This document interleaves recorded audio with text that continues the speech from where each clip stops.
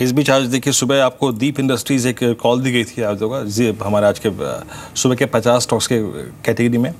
आज इसने अपना CY16 का नया हाई टच किया है। पोस्ट नंबर से आप देखिए लगभग सुबह आज इसका हाई था 204 रुपये का। कुछ इंटरेस्टिंग स्टॉक्स अगर आप देखें, फिर आप देखिए एक फिलिप्स कार्बन, इसने क्या दिलचस्प मूव दिया, 202 रुपये 90 पैसे।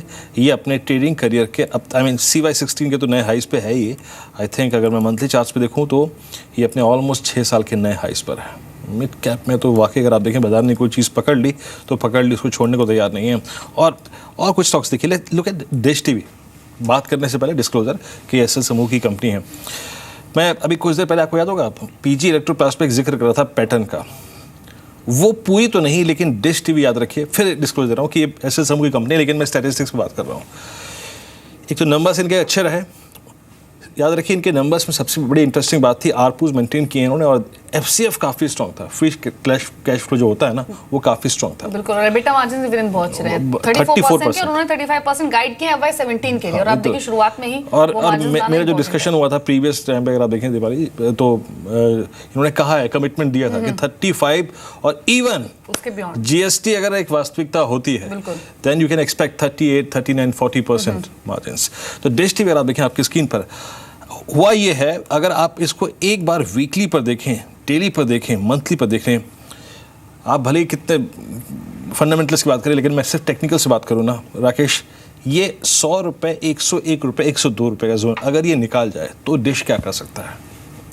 देखिए, अगर ये 102 रुपये का लेवल निकाल जाए तो काफ़ी बड़ा एक चार्ट्स के ऊपर एक ब्रेकआउट होगा। अगर ये स्तर टूटते हैं तो चार्ट्स के ऊपर एक ब्रेकआउट होगा, और आप देखें तो एक नतीजों के बाद जो सेल ऑफ देखने को मिला था उसके बाद एक ट्रेंड रिवर्सल देखने को मिलेगा। तब अगर आप कंजर्वेटिव बेसिस पे देखें तो 115, 116 के स्तर इसके अंदर देखने को मिल सकते हैं। और इसके साथ साथ वीरेंद्र, मिड कैप स्पेस में काउंटर हो रहा है ADA फूड।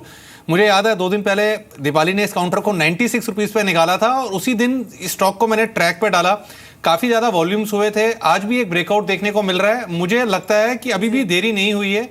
आज मॉर्निंग में हमने अपने क्लाइंट्स को 115 पे स्टॉक रिकमेंड करा है बाय करने के लिए। मौजूदा स्तरों पे भी बाय करना चाहिए। 138, 140 के स्तर ADA फूड में देखने को मिल सकते हैं। बिल्कुल, ADA फूड्स को जिस दिन पिक किया गया था उस दिन खबर भी आनी थी स्टॉक पर बायबैक को लेकर। बायबैक की खबर आई भी और तब से ये स्टॉक कंसिस्टेंट मूव कर भी रहा है। आज भी आप देखिए 7.5% ऊपर 119, 120 के लेवल्स पर ट्रेड करा है। इस बीच खबर आई है विजय माल्या के बारे में। दरअसल आज दिल्ली हाईकोर्ट में सुनवाई होनी थी, जो दिल्ली इंटरनेशनल एयरपोर्ट के साथ जो चेक बाउंस का मामला था, उस मामले में उन्होंने एग्जम्पशन के लिए रिक्वेस्ट डाली थी, और दिल्ली हाईकोर्ट ने उनकी जो समन उनको मिला था इस चेक बाउंस मामले में, उनकी उस रिक्वेस्ट को डिसमिस किया है। और ऐसे में जो फैसला उन पर सुनाया गया था, समन जो उनको पेश किए गए थे चेक बाउंस मामले में, उसको सही ठहराया है दिल्ली हाईकोर्ट ने। तो अच्छी डेवलपमेंट नहीं है विजय माल्या के लिए ये, और ये भी अपडेट इस पूरी ही खबर पर आते हुए। हालांकि अगर यूबी ग्रुप के स्टॉक्स को एक बार देख लेते हैं कैसे रिएक्ट करें। यूबी होल्डिंग हालांकि 0.1% नीचे है 33.70 के लेवल्स पर। यूनाइटेड स्पिरिट्स को खासतौर से देख लेते हैं, क्योंकि अभी जो नतीजे आए थे वो काफ़ी अच्छे आए थे, जहाँ प्रॉफिटेबिलिटी ऑलमोस्ट डबल हुई थी। स्टॉक पर हमने एक रिएक्शन आते हुए भी देखा था। आज क्या रुझान है अगर देखें तो यूनाइटेड स्पिरिट्स 3% नीचे ट्रेड करा है 2457 के लेवल्स पर। लेकिन चलिए आगे बढ़े और कुछ और स्टॉक्स देख लेते हैं। और आज के सेशन में हमने देखा है कि बाटा हुआ या फिर बहुत सारे ऐसे स्टॉक्स हैं जो कि डेरिवेटिव्स में बहुत एक्टिव है और अच्छा मूव दे रहे हैं। एक जेट एयरवेज आप देखिए 5% का उछाल है, अभी भी 618 के लेवल्स पर ट्रेड कर रहे हैं। इनफैक्ट जेट एयरवेज की बात कर लेते हैं। निताशा, भी एविएशन स्टॉक्स पर आपकी राय क्या है, खासतौर से जेट एयरवेज? हमने देखा था कि इस साल की शुरुआत से ही इन स्टॉक्स में बहुत ज़्यादा रिटर्न्स नहीं आते हुए दिखे हैं। एक रेंज में ही ये सभी शेयर्स कामकाज करते हुए दिखे हैं। क्रूड से जो कंफर्ट मिल रहा था इन कंपनियों को वो भी कम हुआ था, लेकिन जैसे जैसे वापस इंटरनेशनल मार्केट में क्रूड 3 मंथ के लोस पर आया है, वापस इन स्टॉक्स में रिन्यूड बाइंग इंटरेस्ट इमर्ज होते हुए दिखे हैं। आपकी strategy SpiceJet, IndiGo, Jet Airways, इन स्टॉक्स को लेकर क्या है? कल भी ये स्टॉक्स इसी क्वांटम में बढ़े थे और आज भी अच्छी मजबूती देखी जा रही है। देखिए, जितने भी एविएशन स्टॉक्स जितने आपने मेंशन किए, उनमें आपको ट्रेडिंग बाउंसेस डेफिनेटली मिलते रहते हैं फ्रॉम टाइम टू टाइम, लेकिन अगर आप उनके फंडामेंटल्स देखिए तो उनका कुछ ऐसा चेंज नहीं हुआ है। इनफैक्ट क्रूड प्राइसेस भी जिस तरह से रिकवर कर चुके हैं, तो जो आपको जो मार्जिन एक्सपेंशन मिल रहा था पिछले साल तक, वो मार्जिन एक्सपेंशन जो है वो अब कॉन्ट्रैक्ट करता जाएगा। दैट इज इंक्रीमेंटल मार्जिन जो है वो कॉन्ट्रैक्ट करता जाएगा। तो ऐसा कोई फंडामेंटल रीजन से उसमें कोई बाइंग अपॉर्चुनिटी नहीं दिख रही है। डेफिनेटली ट्रेडिंग बाउंसेस जो है वो आते रहते हैं। अभी हम डिश टीवी पे कितने बात कर रहे थे, 99-80 पे दीपाली। अब जरा वो स्टॉक को देखिए, 100 का लेवल पार होना था। डिश टीवी नाउ 101.70, अभी 99.80 बात कर रहे थे, अब देखिए ऑलमोस्ट 101.70। ये 100 रुपये का साइकोलॉजिकल लेवल था इसके लिए इंपॉर्टेंट, और ये पार कर रहा है। याद रखिए जुलाई के फर्स्ट वीक के पहला सेशन, अगर आप देखें पहला सेशन, एक बार बता दूं जरा मैं पहले, वो उसका हाई था करीब यार 101 रुपये 65 पैसे, और अब 101 रुपये 80 पैसे उसको क्रॉस कर रहा है। तो ये वाकई एक डिसेंट ब्रेकआउट की तरफ बढ़ रहा है। एक बार एसएल समूह के दूसरे स्टॉक्स को भी देखते हैं। जी एंटरटेनमेंट पोस्ट नंबर्स काफ़ी स्ट्रॉन्ग मूव दिया था, 494 का हाई था। उसके बाद आज क्या कर रहा है, आज अगर आप देखें 491.50 पे, ये भी अगर आप देखें तो इस वक्त हायर लेवल्स को होल्ड करता हुआ। खैर एक बार थोड़ा सा टॉपिक को चेंज करते हुए मोमेंटम स्टॉक्स से निकल के एक बार जरा देखते हैं वॉल्यूम्स सीरीज के पहले दिन, वॉल्यूम्स कौन कौन से स्टॉक्स अट्रैक्ट करें। Top trade counters, Jaiprakash back foot पे, उत्तम वैल्यू स्टील्स ये बैकफुट पे, रिलायंस कम्युनिकेशन, यूनिटेक, जेएसपीएल करीब 2% पीछे है, पीएनबी ये भी नीचे है, रेणुका शुगर्स स्ट्राइक करता हुआ, डिश टीवी अब 102 रुपये 30 पैसे, ज़ोरदार मूव यहाँ पे है। सुजलॉन, अशोक लेन 95.30 पे, टाटा स्टील, सुबेक्स नो, इसमें से कोई स्ट्राइक अगर आप देखें बहुत काउंटर नहीं कर रहा है, एक डिश टीवी को छोड़ के। उसके बाद इंडिया सीमेंट्स 123.90 पे, रिलायंस इंफ्रा 604 पे, डीसीबी बैंक, मन्नापुरम फाइनेंस 81.50 पे, let's take Delta Corp 96.75। Rakesh, इस स्ट्रक्चर को आप कैसे देखते हैं? आई मीन 88, 90, 92 के नीचे सेटल नहीं हो पाया स्टॉक, डिमांड में काफ़ी है। आप प्राइस बिहेवियर देखिए, आप वॉल्यूम बिहेवियर देखिए, क्या कहेंगे इस स्टॉक पे आप? देखिए टेक्निकल स्ट्रक्चर तो अच्छा है वीरेंद्र, नीचे में एक अच्छा बेस बना हुआ है स्टॉक का 90 रुपये के अराउंड, और जिस तरीके से टेक्निकल स्ट्रक्चर है इन स्तरों पे स्टॉक में बाइंग करनी चाहिए। एक अच्छा उछाल मौजूदा स्तरों से देखने को मिल सकता है। इसके साथ साथ वीरेंद्र, जैसे डिश टीवी की हम चर्चा कर रहे हैं, 102 रुपये 50 पैसे के ऊपर बड़े चार्ट्स पर एक बड़ा ब्रेकआउट है। और आप देखिएगा अमूमन ऐसा होता नहीं है कि वायदा बाजार का शेयर एक दिन में काफ़ी बढ़ जाए, 8% बढ़ चुका है, बट अगर 102 रुपये 50 पैसे के स्तर टूटते हैं आज इंट्राडे में, तो मुझे लगता है उसके बाद इतनी ही तेजी जितनी अभी हमने देखी इतनी और देखने को मिल सकती है। शुगर स्टॉक्स को देख लेते हैं। द्वारिके शुगर आप देखिए 20% ऊपर, अपर गंगे शुगर में 18% की बढ़त देखी जा रही है। आंध्रा शुगर यहाँ भी 9.5% का उछाल है, 258 के स्तर पर ट्रेड कर रहा है। धरानी शुगर 7% ऊपर है। तो ज्यादातर शुगर स्टॉक्स 7, 8, 10, 20% तक की बढ़त लेकर कामकाज कर रहे हैं, और सभी के सभी स्टॉक्स दिन के उच्चतम स्तरों पर हैं। राकेश, कोई ट्रेड शुगर में कैरी करेंगे मंडे के लिए? Diwali as of now sugar के अंदर एक ही स्टॉक जो मुझे काफी अच्छा लग रहा है वो है धामपुर शुगर। इसको मैंने पहले भी रिकमेंड करा था, काफी बेहतरीन टेक्निकल स्ट्रक्चर है। आज ही के सत्र में एक ब्रेकआउट भी देखने को मिल रहा है 124 के ऊपर, 118 के स्टॉप लॉस के साथ इसको बाय करना चाहिए 132-33 के लक्ष्य के लिए। जी, इस बीच मैं थोड़ा सा अगर आप देखें एफएनओ के स्टेटस देखना चाहता हूँ एग्जैक्टली। निफ्टी क्या कर रहा है, पहले निफ्टी अगर आप देखें 23 अंक नीचे, निफ्टी ने 8630 की ट्रैजेक्टरी को नहीं तोड़ा। 8620 वॉलेट नहीं होना चाहिए, वो वॉलेट होगा तो थोड़ा शॉर्ट टर्म का प्रेशर हावी होगा। खैर 8644 निफ्टी का स्तर है। निफ्टी फ्यूचर्स पे पहले एग्जैक्टली वो देखना चाहूँगा, एग्जैक्टली वहाँ पे क्या स्थिति है। देखिए सुबह काफ़ी वाइल्ड प्रीमियम्स थे, और अभी क्या स्थिति है, निफ्टी स्पॉट आपका 8642 पे है। ये फ्यूचर्स अगर आप देखें 8685, तो ह्यूज प्रीमियम्स कमांड कर रहे हैं, करीब 41 पॉइंट्स का। और देखिए ये एक बड़ा संकेत था कि आप कितना उत्साहित है। मैं लुक एट प्रीमियम्स। खैर इसके बाद आप देखिए करीब 3,23,000 ओपन इंटरेस्ट सुबह से इतना ही स्टेबल है। शायद अभी किसी के जहन में आप देखें बहुत पोजीशंस बिल्डअप करने का, शॉर्ट करने का, लॉन्ग करने का मन नहीं है। लेकिन एक बार आज देखें, अगर आप 8700 का कॉल राइटर्स जो क्या कर रहा है, वो इस बात का अगर आप देखें कहीं ना कहीं फ़ायदा उठा रहा है कि बाजार काफ़ी चल चुका है। वो यहाँ पे आज कॉल राइटिंग कर रहा है।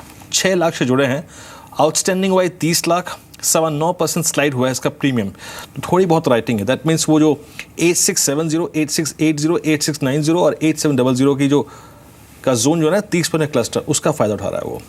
एक बार जरा आप 8600 की पुट में आएंगे, क्या हो रहा है एग्जैक्टली 8600 की पुट, इस पर एग्जैक्टली ट्रेडर क्या कर रहा है, उसका कन्विक्शन क्या कह रहा है। आप देखें कल याद रखिए 8600 पे एक्सपायरी के दिन यहाँ बिल्डअप हुआ था अगस्त की कॉल में लगभग 11 लाख का।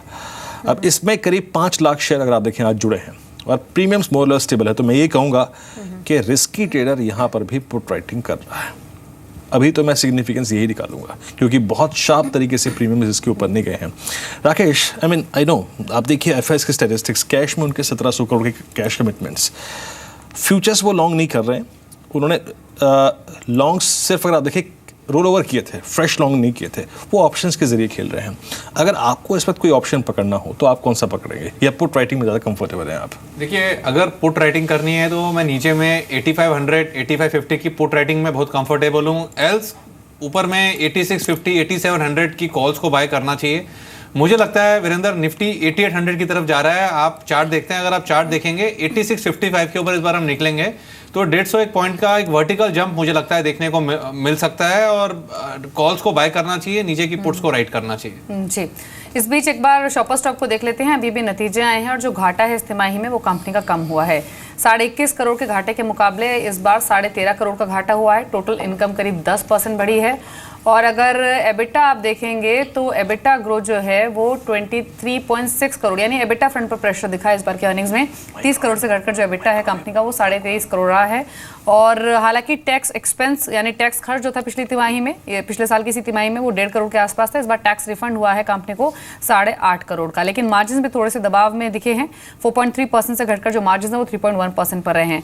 तो जब लॉस कम होने की खबर आई तो स्टॉक पर एक रिएक्शन आया, लेकिन अब हायर लेवल से थोड़ा सा नीचे आते हुए शॉपर स्टॉक का शेयर ट्रेड कर रहा है। लेकिन वो कुछ शेयर्स देख लेते हैं जो कि अभी दिन के उच्चतम स्तरों पर आ चुके हैं और एक वीक मार्केट में भी स्ट्रॉन्ग परफॉर्मेंस दिखा रहा है। आप देखिए वीडियोकॉन इंडस्ट्रीज एक सडन स्पाइक आया, 4.5% का उछाल लेकर ट्रेड कर रहा है 108 रुपए के स्तर पर। रोल्टा इंडिया में एक स्पाइक आता हुआ दिखा है, 0.5% ऊपर अभी आ चुका है, 68.85 के लेवल्स पर है। इप्का लैबोरेटरीज 4.25% ऊपर 515 के स्तर पर ट्रेड अभी कर रहा है। अच्छी मजबूती स्टॉक में भी दिखी है। श्री रेणुका शुगर्स 5.5% का उछाल यहाँ भी है और 18.45 के लेवल्स पर यह स्टॉक ट्रेड कर रहा है। और एचयूएल में भी एक एक्सटेंडेड मूव आया है और बढ़त देखी जा रही है 1.25% की, 920 के स्तर पर ट्रेड कर रहा है। लेकिन फार्मा की ही बात कर लेते हैं और मिस्टर बग्गा है हमारे साथ एक बार फिर से। मिस्टर बग्गा, फार्मा स्टॉक्स को लेकर आपकी राय क्या है? अब से 3 महीने पहले भी कोई भी एक्सपर्ट बहुत कंफर्टेबल नहीं था फार्मा शेयर में निवेश को लेकर, लेकिन अब जो बायस पॉजिटिव होना शुरू हुआ है इन स्टॉक्स को लेकर, वैल्यूएशंस अट्रैक्टिव हैं, यूएस एफडीए की ओर से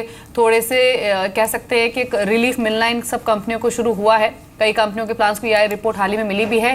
क्या अब ये कंपनियां अपना इतिहास दोहरा सकती है रिटर्न के लिहाज से, जो 2013-2014 में देखा गया था? क्या यहां से गोइंग फॉरवर्ड डार्क हॉर्स हो सकता है फार्मा सेक्टर? बिल्कुल दीपाली, अब इसमें 2 चीज़ें रहेंगी। एक तो आपको बहुत स्टॉक स्पेसिफिक रहना पड़ेगा। काफ़ी स्टॉक्स हैं जहाँ पे हमें लगता है री रेटिंग डाउनवर्ड्स हो रही है, तो स्टॉक स्पेसिफिक देखना पड़ेगा। दूसरी बात यह है, जितनी ऑफ पेटेंट मेडिसिन्स आनी है अगले 2 साल में वो बहुत हाई नंबर है और उसका डायरेक्ट बेनिफिशियरी इंडियन कंपनीज रहेंगे। एफडीए का भी इन्होंने अब सॉल्यूशंस निकालने शुरू किए हैं, उस पर काफ़ी एक्सपेंस लगा के वो अपने प्रोसेसेस ठीक कर रहे हैं। सस्टेनेबल कॉम्पिटिटिव एडवांटेज ज़रूर है। ओवरऑल वैल्यूएशन बड़े हाई थे और ग्रोथ नहीं दिख रही थी, इसलिए मार्केट नेगेटिव गया इन स्टॉक्स पे।